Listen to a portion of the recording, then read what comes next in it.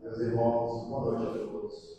Sejam todos muito bem-vindos nessa casa de Jesus. Que Deus os abençoe. A Ed Oliveira e toda a equipe espiritual nessa casa nos permite iniciar o trabalho dessa noite, abençoando a nossa irmã Carmen, que vai trazer o estudo dessa noite. Tema muito interessante. Homens de fé, nós vamos aprender muito na noite de hoje. Essa energia que nós recebemos, que é o passe, o aprendizado dessa noite.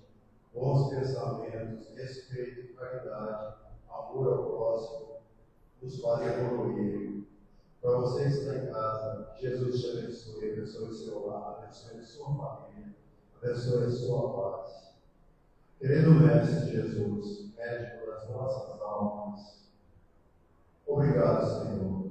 Deus, obrigado por mais esse dia de vida, pela oportunidade de podermos aprender um pouco mais, evoluir nossa jornada de caminhada. Que o Senhor possa abençoar as pessoas que não puderam vir, abençoar os nossos lares, abençoar as pessoas difíceis ao nosso lado, nos dá paciência, nos dá força para seguir o nosso dia a dia. Que o Senhor possa cuidar de cada um, que nenhuma ovelha se perderá. Então nós estamos confiando em Ti, Senhor. Segurando em Tuas mãos, que o mundo será bem melhor. Que assim seja.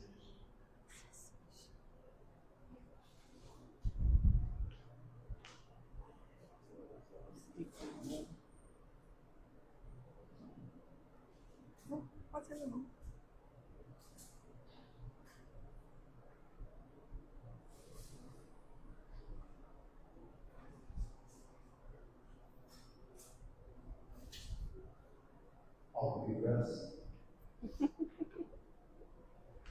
Boa noite a todos.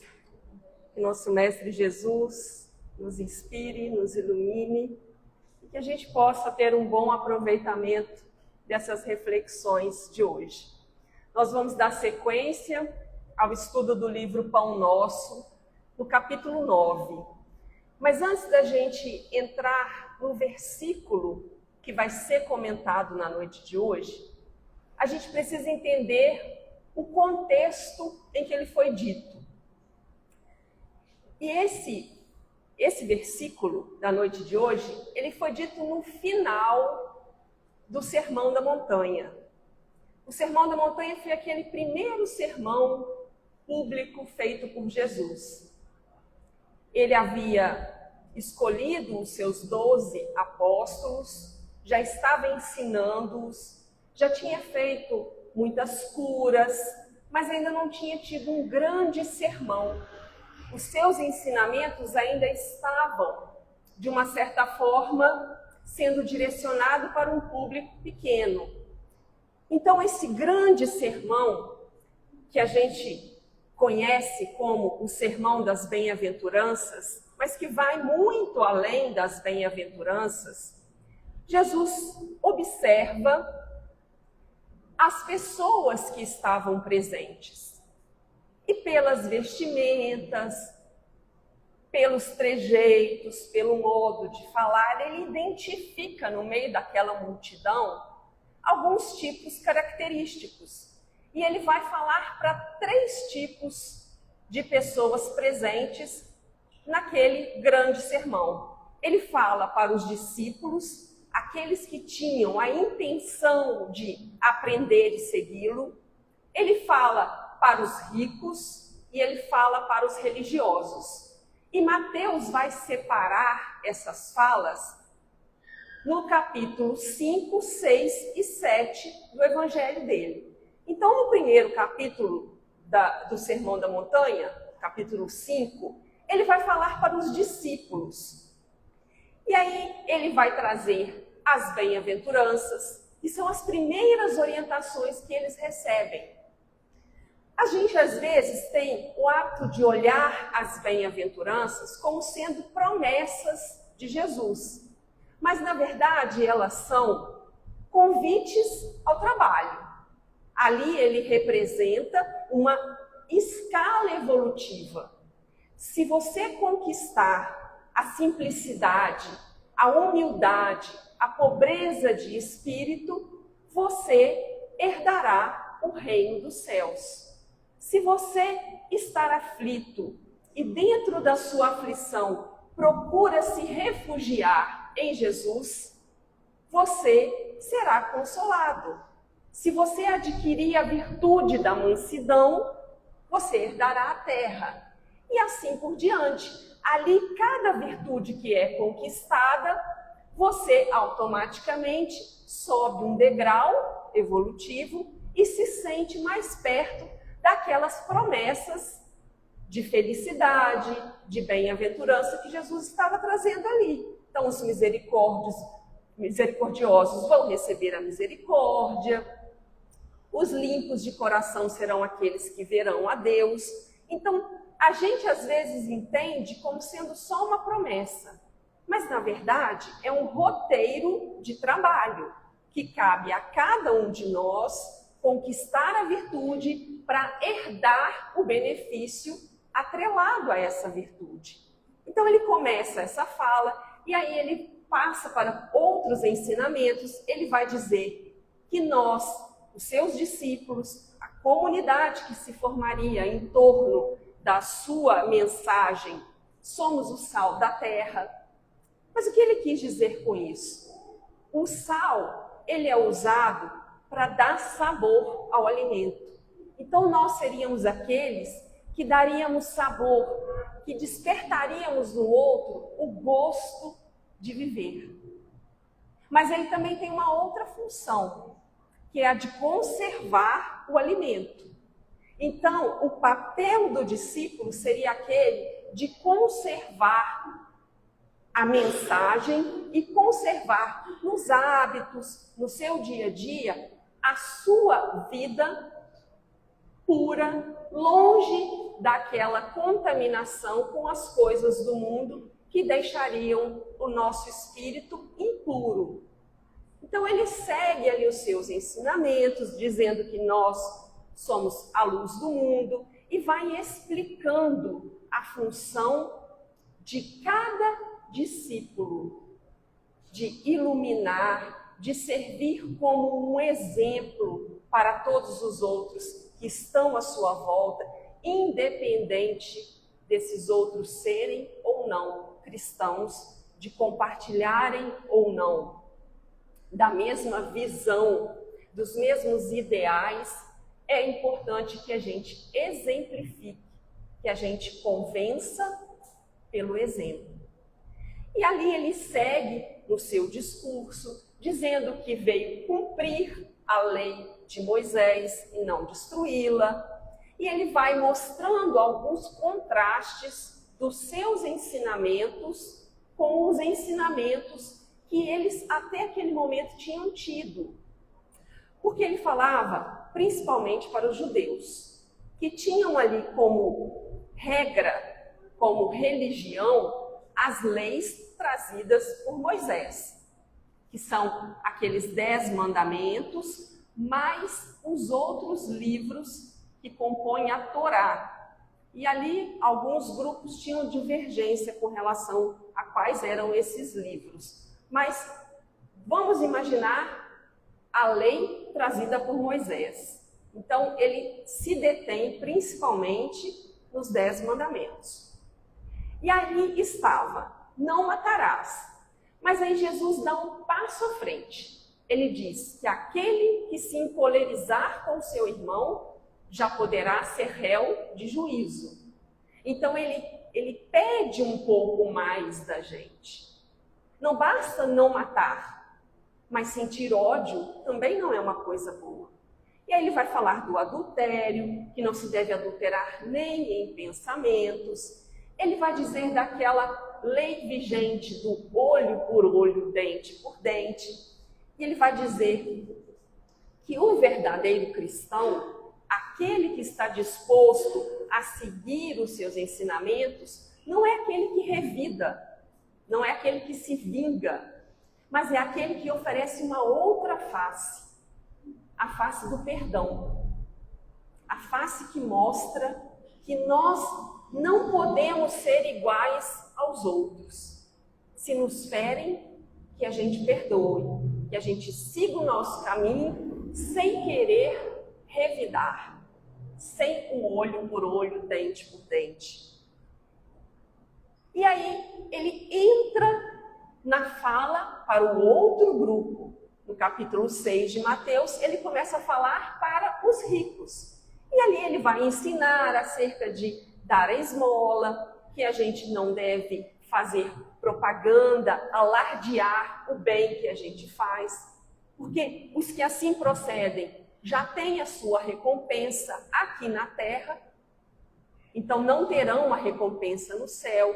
E ele vai ensinar sobre a forma de orar.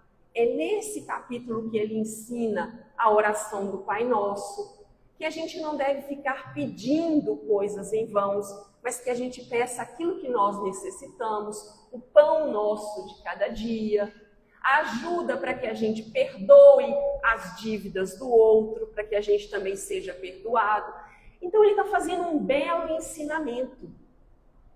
Ali está reunido toda a base, todo o princípio da doutrina de Jesus. Ele continua dizendo para que a gente não procure ajuntar tesouros na terra, mas sim tesouros no céu, que são os tesouros perenes, aqueles que são indestrutíveis. E aí ele passa para o último grupo, o grupo dos religiosos, dos fariseus ali presente. E ele vai ensinar como a gente deve se relacionar com a nossa religião. Não julgar para não sermos julgados. Entrar pela porta estreita. O que é isso? A porta estreita, a gente às vezes acha que é só um símbolo do caminho difícil. Mas a porta estreita, na verdade, é aquela que dá para dentro de nós. A porta larga, ela dá para o mundo, para as facilidades da matéria. A porta estreita é aquela que a gente penetra, que a gente procura se conhecer e, a partir disso, começar o nosso processo de crescimento. A construção do ser espiritual purificado, que é o objetivo de cada um de nós, nos tornarmos seres puros. Então ele traz para a gente esse conhecimento da porta estreita, e ali ele vai falar dos falsos profetas, do orgulho, ele vai falar dos cegos guiando outros cegos. Então ele dá também o ensinamento para aqueles que conduziam o povo, porque os religiosos eles tinham um papel muito importante na sociedade naquela época. Além deles conduzirem o povo no aspecto moral, eles tinham também as leis que conduziam a vida cotidiana. Então era um papel importante e era necessário que esse papel fosse desenvolvido com responsabilidade, sem abusos de autoridade. Então tudo isso ele envolve ali naquele sermão. E ele vai finalizar da seguinte forma: todo aquele que escuta essas minhas palavras e as pratica, ele será comparado ao homem prudente, que edificou a sua casa sobre a rocha. E desceu a chuva, e correram os rios, e assopraram os ventos, e combateram aquela casa. E ela não caiu, porque estava edificada sobre a rocha. E aquele que ouve as minhas palavras e não as cumpre, esse será comparado ao homem insensato, que edificou a sua casa sobre a areia. E desceu a chuva, e correram os rios, e assopraram os ventos, e combateram aquela casa, e ela caiu. E foi grande a sua queda. Então ele conta essa parábola no final, e é sobre esse versículo que nós vamos tratar na noite de hoje. Todo aquele que escuta as minhas palavras e as pratica, será comparado ao homem prudente, que edificou a sua casa sobre a rocha. E para a gente entender um pouquinho, vamos pensar aqui algumas palavras que são chave nesse versículo. A primeira é o escutar e praticar. Às vezes a gente não dá o devido valor à escuta, mas é através da escuta, muitas vezes, que nós temos acesso ao conhecimento. A gente pode ter o acesso pelos livros, né, mais por um curso que você está fazendo, mas em geral é através da escuta. E a gente precisa ter essa atenção de não desmerecer a escuta, de estar ali com a mente e o coração abertos, para que o conhecimento possa penetrar em nós, para que a gente tenha acesso à informação que vai fazer com que a gente acerte o caminho. Então, o primeiro passo é esse, ouvir. Mas o segundo é praticar. Porque tudo o que Jesus ensinou, não só nesse sermão, mas tudo que ele exemplificou na vida dele, se não culminar na nossa aplicação, na nossa vivência, no uso no dia a dia, vai ter sido em vão. A gente não vai conseguir atingir a elevação moral que a gente precisa. Então, isso é instrumento, isso é ferramenta, isso é material de construção.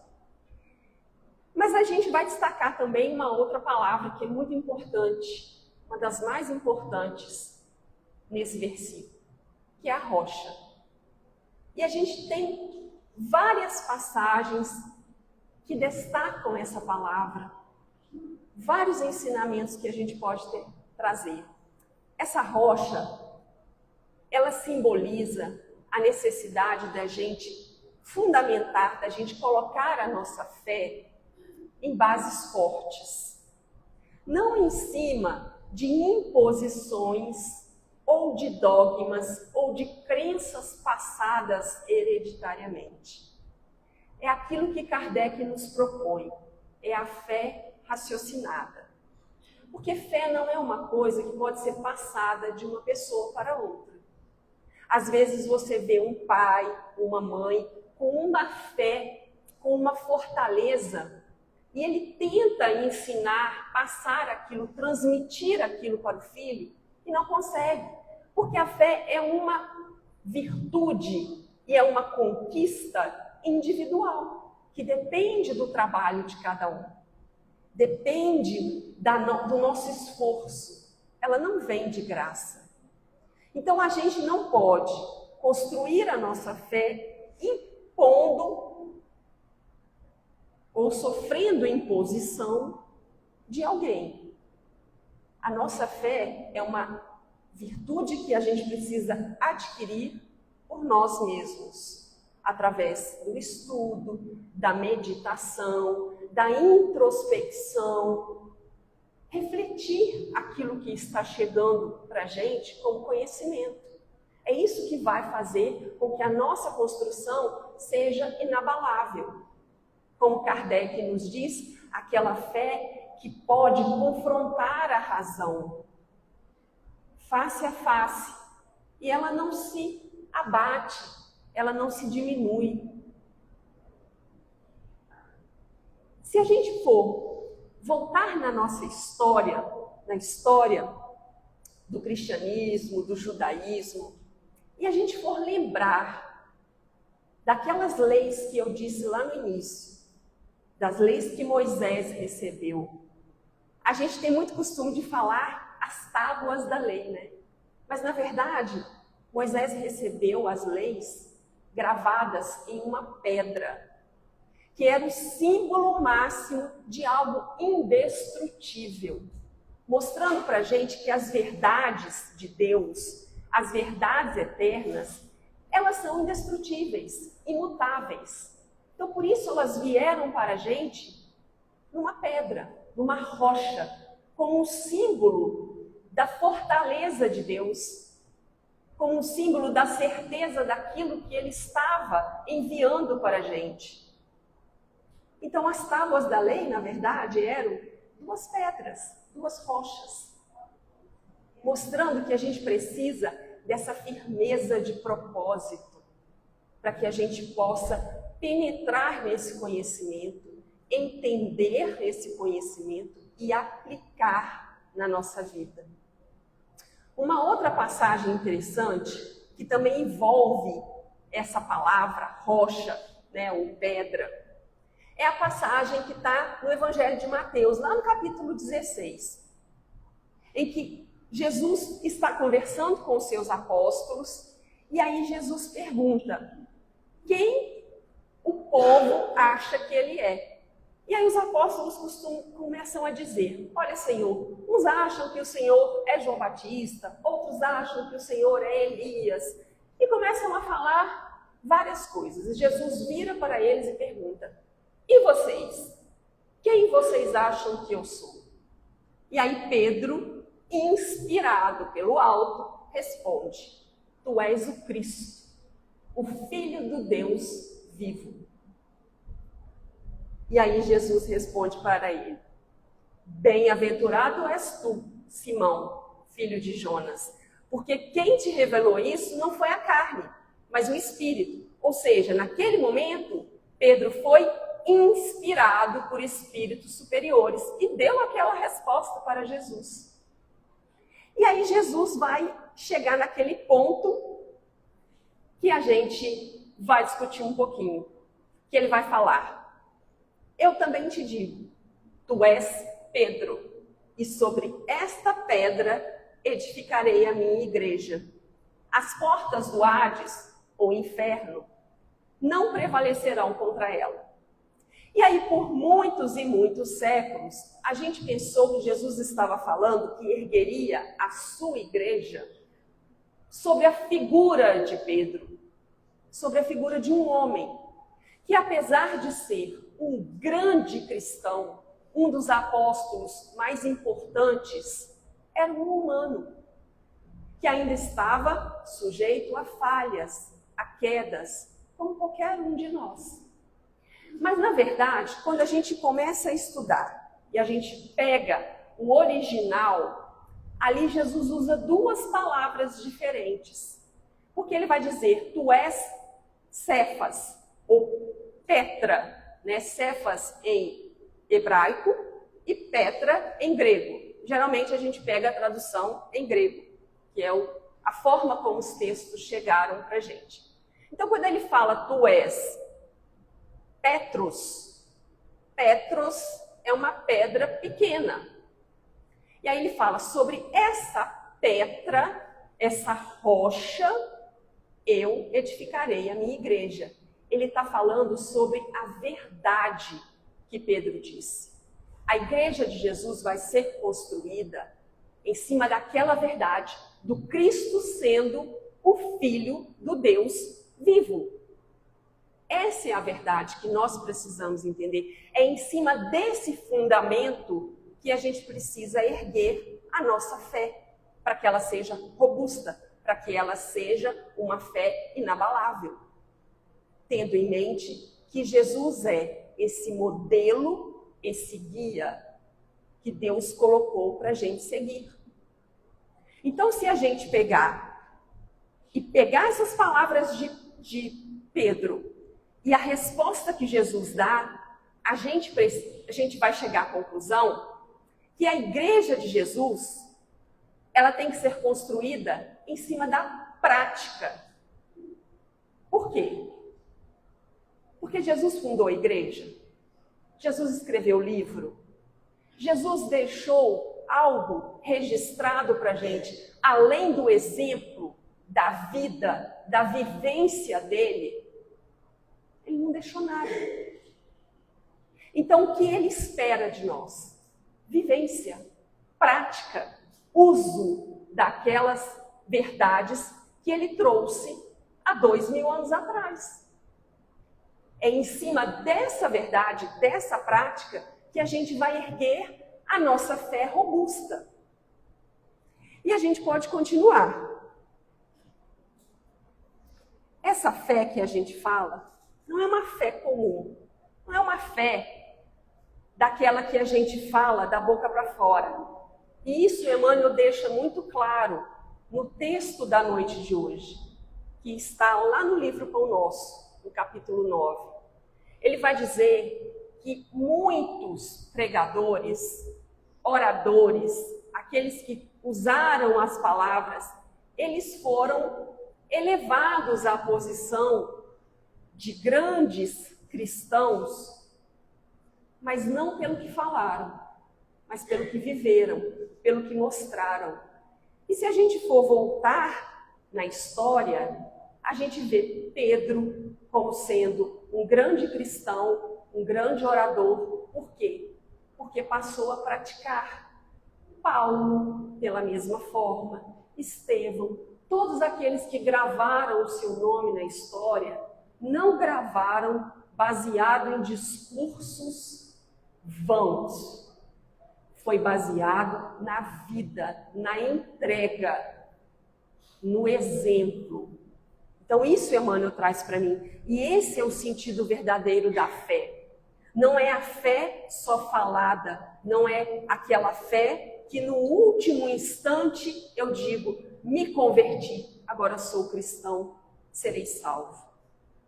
Como se isso pudesse derrogar as leis de Deus, que nos pedem que a gente seja responsável pelos nossos atos. Então, se a gente comete atos errados uma vida inteira e no último instante se diz cristão e acha que aquilo ali vai ser o suficiente para apagar o nosso passado, nós estamos num equívoco muito grande. É o primeiro passo, mas Kardec nos diz, depois desse primeiro passo, que é reconhecer-se filho de Deus, reconhecer-se errado, nós precisamos reparar, nós precisamos reconciliar, nós precisamos expiar, nós precisamos provar que nós nos modificamos e que aprendemos aquela lição. Então, isso é a verdadeira fé, é a fé ligada às ações, à vivência diária. Tiago, na sua carta, ele diz da diferença entre a fé e a crença. Porque para a gente acha até que é a mesma coisa, mas para eles, as palavras eram completamente diferentes, os significados eram diferentes. E ele vai dizer, crer, até os demônios creem. Mas aquele que tem fé é aquele que pratica, é aquele que tem fidelidade. No hebraico, essas palavras, fé e fidelidade, elas têm a mesma origem, o mesmo radical. Fé e fidelidade. Fidelidade é um compromisso, mas não um compromisso verbal apenas. É um compromisso moral de viver de acordo com aquilo que você acredita. É um compromisso de dar o testemunho daquilo que você já aprendeu. Se você aprendeu pouco, o seu testemunho é pequeno, é baseado naquilo que você sabe. Mas se você aprendeu muito, o seu testemunho precisa ser compatível com aquilo que você sabe. É como uma criança na escola. Se ela está aprendendo o alfabeto, sendo alfabetizada, você não vai pedir que ela escreva uma redação sobre um assunto da atualidade em que ela não tem conhecimento. Você vai pedir que ela escreva o nome, olha, escreve aí mamãe, papai, escreve uma palavra fácil. Mas ao universitário, aquele que já tem muito conhecimento, esse precisa escrever textos científicos, textos que reflitam aquilo que ele já aprendeu. E é a mesma coisa em relação à nossa fé. Se estamos aqui hoje, é porque nós temos um grande compromisso do passado, de corrigir esses equívocos que nós fomos cometendo em vidas passadas. Nós precisamos dessa coerência. Quando Paulo fala em uma das suas cartas, sois filhos da luz, andai, pois, como filhos da luz, ele está pedindo essa coerência entre saber e agir, entre conhecimento e prática. E é isso que Emmanuel está nos pedindo também no texto de hoje. É muito além da oratória, é muito além da fala, da tentativa de converter o outro. É viver, é exemplificar nas coisas mais simples. Mas aí a gente vai pegar mais uma palavra desse versículo, que é a chuva. A chuva representa, a água de uma maneira em geral, representa as tribulações materiais, as dificuldades da matéria, a agitação no meio social por causa de problemas de saúde, pandemias, finanças, guerras, tudo isso. Isso representa a água. E os ventos? O vento, essa palavra, ela vem de pneuma no grego.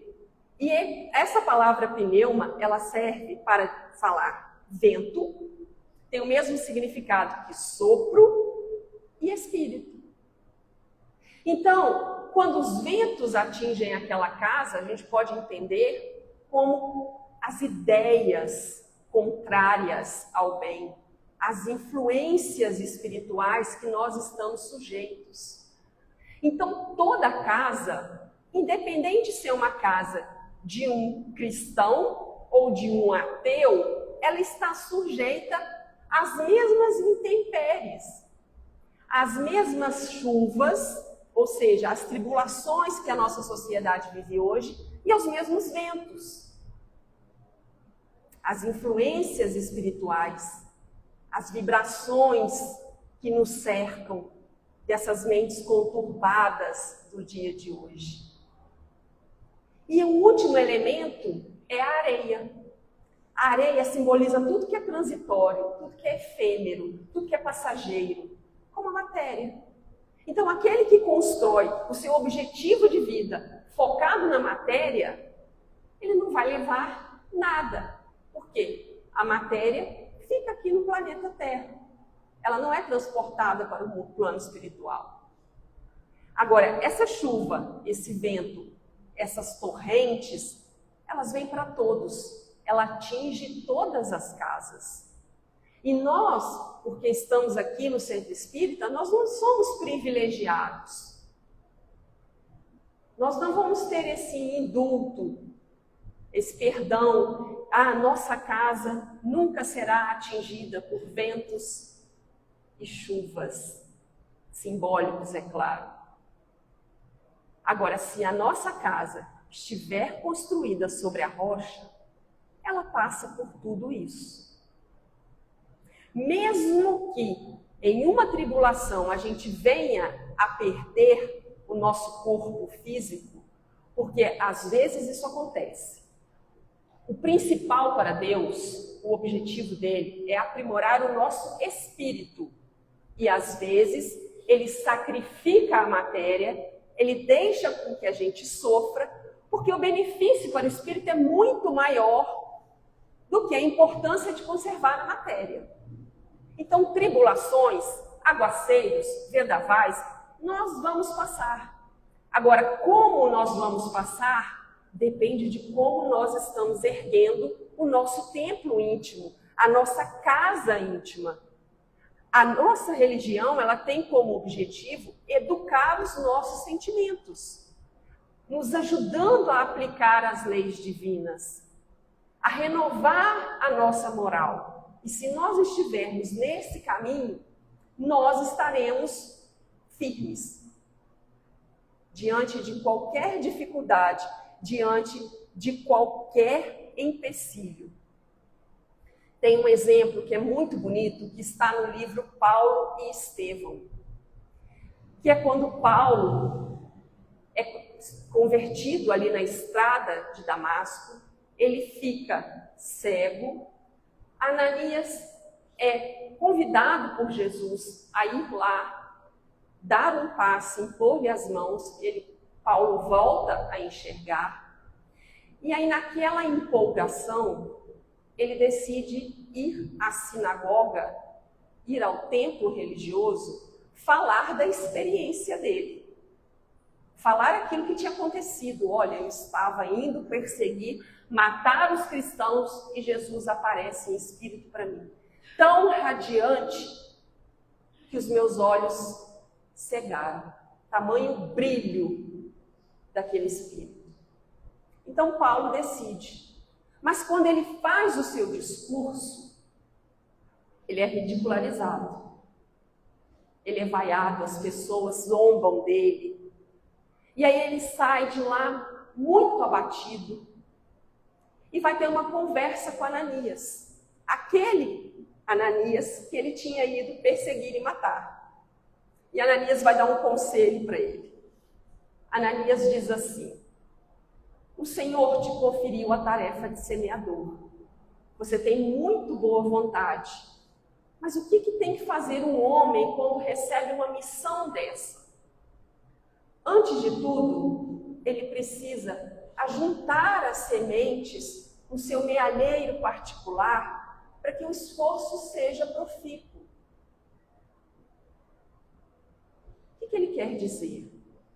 Primeiro, a gente precisa erguer, através da vivência, uma fé e uma vida que digam a respeito de nós. A gente não tem que se apresentar por palavras. Os nossos atos é que tem que dizer a respeito de nós. E Ananias prossegue: eu quero dizer que um homem que tem a vida pura, reta, sem os erros, mesmo quando erros vindos da boa intenção, esse homem está sempre pronto para plantar o bem e a justiça no caminho que ele percorre. Mas aquele que já se enganou, e aí vem o caso de Paulo e o caso de todos nós, aquele que já se enganou ou que tem alguma culpa, ele tem a necessidade de testemunhar no sofrimento próprio antes de ensinar. Então, Paulo precisou procurar o Pai, precisou conversar. Ele foi rechaçado, ele foi maltratado pela sua família e ele vai para o deserto. Fazer o quê? Esperar a sua árvore crescer e se fortalecer. Ele vai meditar, aprender, ele vai colocar aquilo ali de uma forma introspectiva dentro dele. Antes de sair por aí ensinando, pregando a palavra. Aí Ananias continua: os que não forem integralmente puros, que é o caso dele e nosso, ou que nada sofreram no caminho, jamais são bem compreendidos por quem lhes ouve simplesmente as palavras. Contra os seus ensinos estão as suas próprias vidas. Além do mais, tudo que é de Deus nos pede grande paz e uma compreensão profunda. Por isso é tão importante a gente meditar acerca daquilo que a gente aprende. A gente buscar a reparação quando a gente já está consciente dos nossos erros. A gente buscar ressarcir aquilo que a quem nós prejudicamos. Primeiro, a gente precisa viver essas experiências. E é isso que é a construção. O Evangelho, ele é a planta da obra. Ali está tudo que a gente precisa. Olha, para a sua casa não cair, a sua fundação precisa ter essa base, precisa desse ferro, desse aço, desse concreto, desse tijolo.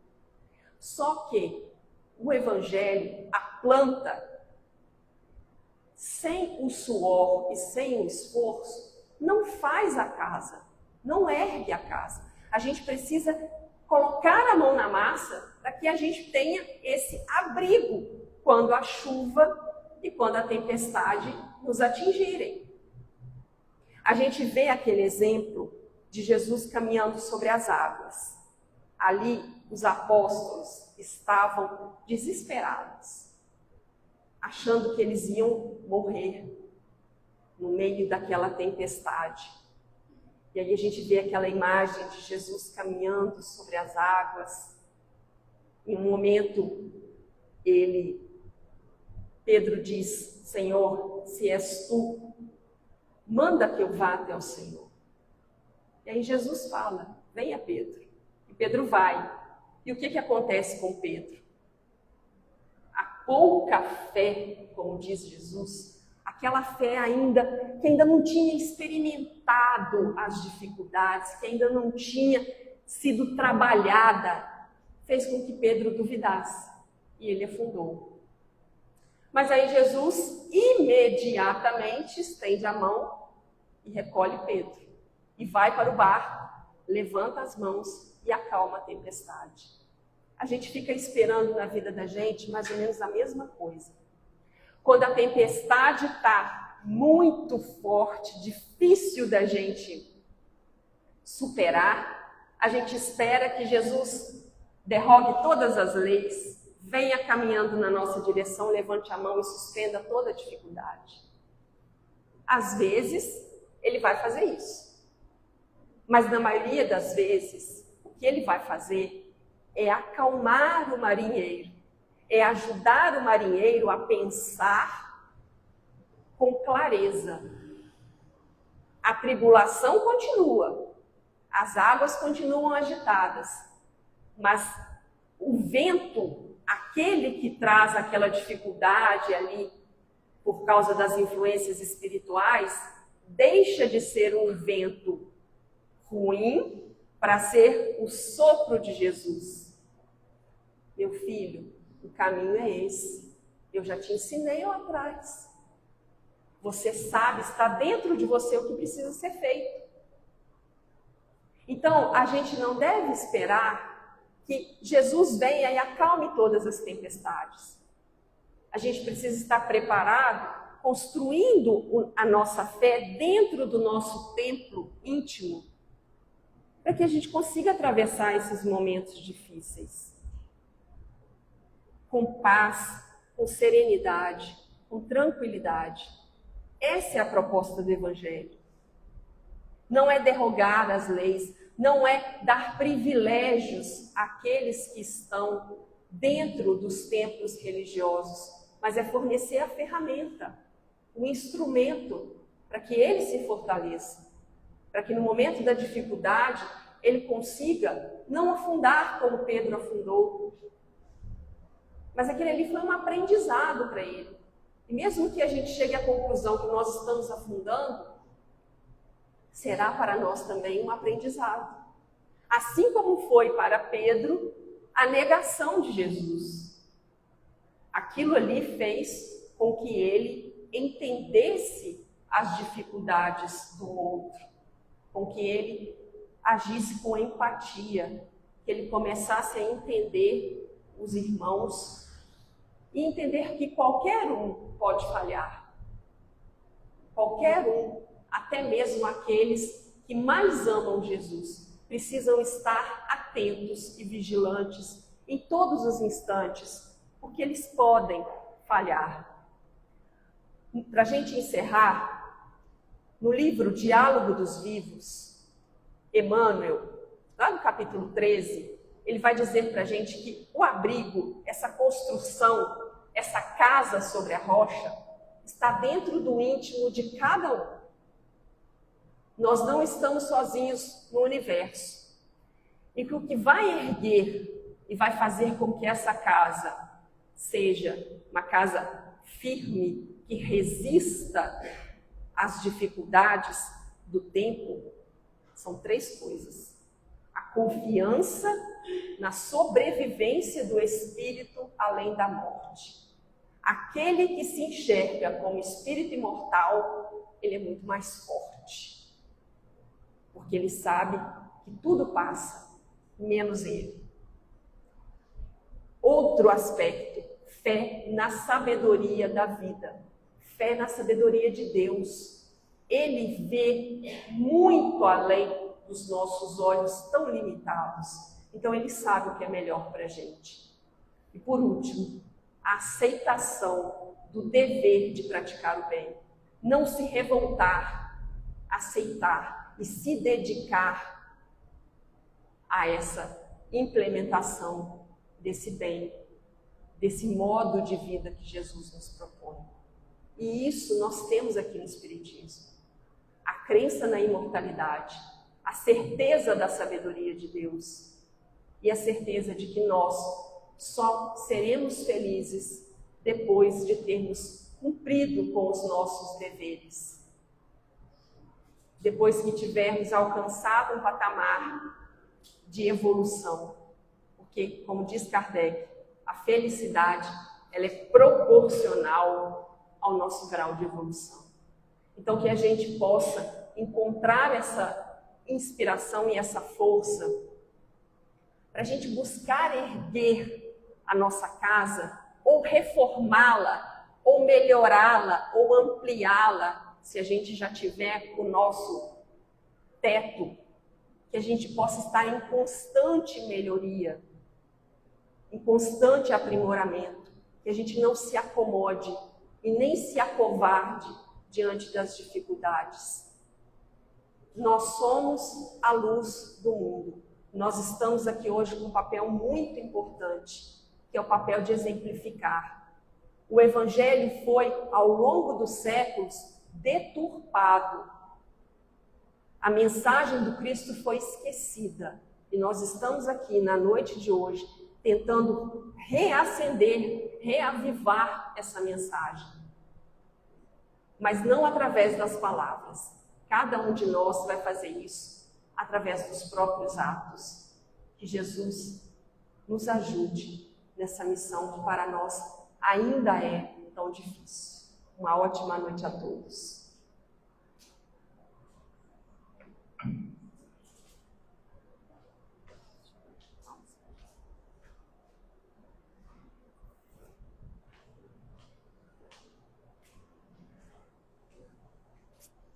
Não tem muito falar hoje, porque está tudo já, né? Só a gente tendo o dever de casa e fazer direitinho. E eu lembro que quando você fala, né, aquela passagem do da escolinha que contou o bebê, essa primeira avião, de ambulância, tudo assustado no avião, e o menino muito tranquilo, né? Por que você não está descansando? Porque o pai está no comando, né? É o que a gente esquece, o pai está no comando. A gente só tem que estar avançando devagar, até perseverança, como o cara falou.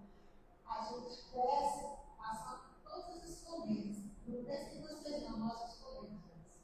Então vamos acreditar, confiar que a gente fez. Tá? Vamos fechar os olhos. Querido Mestre Jesus, estamos aqui reunidos, Senhor, do seu nome, para aprender o seu evangelho, esse legado imenso que deixaste para nós. Assim, Senhor, faça com que as palavras entrem no nosso coração, revivam as nossas memórias, tudo aquilo que o Senhor nos deixou, em todas as outras existências que passamos. Possamos fazer dessa a melhor possível, para que a gente caminhe confiante. O Senhor está aqui nos erguer, nos levantar. Nos dispense, Senhor, em paz para os nossos lares. Nos conceda uma noite de sono reparador. E amanhã, que nós, através dos seus olhos, nos possamos reacender essa cerveja divina do seu amor em nós e no próximo. A todos aqueles que compartilharem essa caminhada com a gente. Que a gente busque a solidariedade, o amor e a compaixão, para ser alicerce nessa jornada contigo. E nunca nos deixe fraquejar, Jesus, se cairmos. Nos ergue. Obrigado, nos abençoe.